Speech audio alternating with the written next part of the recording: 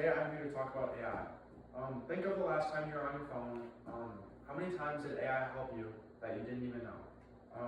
Think of a time when you were finding directions to a route or getting a recommendation for a restaurant, or even just logging into your phone using Face ID or Touch ID. That's all AI, and it's a really natural and thing, like part of our lives that we use every day, and that's what makes it so undermined and underrated, and people don't really give it the appreciation it needs. Today I'm here to talk about what AI is and how it works. As someone who's interested in the future and technology, I did some research with the help of NASA and the Michigan Technical College up in the UP. I learned a lot more about this topic, which I'm going to explain to you today. I will talk about what AI is, how it works, and its real-life applications. To start off, what is AI? AI is a field of computer science that allows machines to mimic human intelligence. AI uses this to learn, problem solve, and recognize patterns, which helps it have a much more live intelligent system rather than like a coding or a program or something like that can only give a certain amount of responses. AI uses stats and data to help make decisions rather than using a coding that it has, so it can make its own free will and decisions to make responses rather than just giving a few different ones. One big thing of AI is it uses machine learning, which I mentioned before. It means it just learns over time. The more you use it, the better your AI gets. Another big thing of AI is it's deep learning. It uses a structure called neural networking, which means it simulates a brain-like intelligence instead of just like normal coding, programming, and stuff like that. Now that you have a basis of what AI is, I'm going to go in on how it works. AI works by learning from large data sets and bigger, more complex examples and data. According to studies at Michigan Tech University, AI systems are trained using massive data sets to help build patterns and recognize these patterns to give responses. When it's given these big data sets, it uses something like algorithms, which lets it place certain data into different categories and almost gives the prompter a personalized guide of what it likes after it gives it certain data, so it knows what you like, what you don't like, based on what you tell it. AI improves the more it's used. I said that earlier. The more you use it, it just learns and keeps going and advancing. It remembers things through its storage bank, and it just allows it to keep going and be much more successful as you use it. The one downfall of AI is it takes very intense coding to start. It's very complex, and only a few of the top computer scientists are knowledgeable enough to do that. Another great thing with AI and how it works is its feedback recall.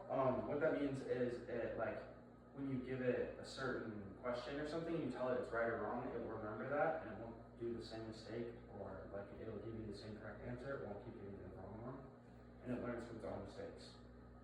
An example of this is through its recommendation system. I have a stat here in a second, but to start, I was going back to how AI is, it just works through bigger data sets rather than small ones, because it can't work with small information. It has to be much more complex in bigger data sets to find algorithms. It can't find that through a small little bit. Here, the next slide. Over 90% of the TV you watch is recommended by AI. And this is crazy to think, because a lot you just think it's random, like you're just looking through what Disney Plus has to offer, YouTube, like it's basic recommendations. But it's a lot more complex. AI is a big result through its algorithms I talked about earlier. It helps you get personalized movies and videos to watch, and it's why you're so hooked on watching a certain TV, because it gives you a lot of the stuff you like. Moving to my next point is its real-world applications. AI is used in many areas that people don't even know. First, it is used in the medical field.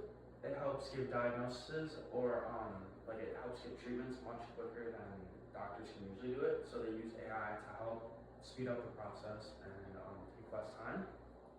When it's given medical data, it can analyze that and use it to find things that the human brain usually would not find in loopholes like that.